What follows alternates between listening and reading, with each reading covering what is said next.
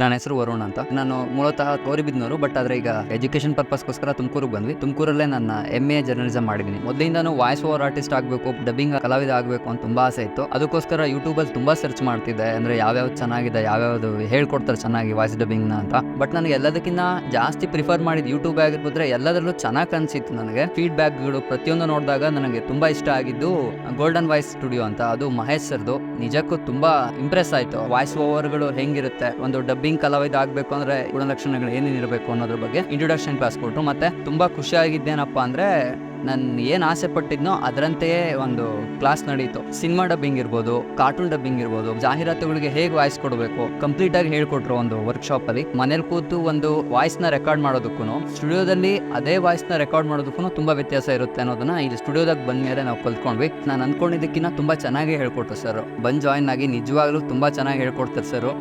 Mahesh sir ತುಂಬಾ thanks ಹೇಳಕ್ ಇಷ್ಟಪಡ್ತೀನಿ.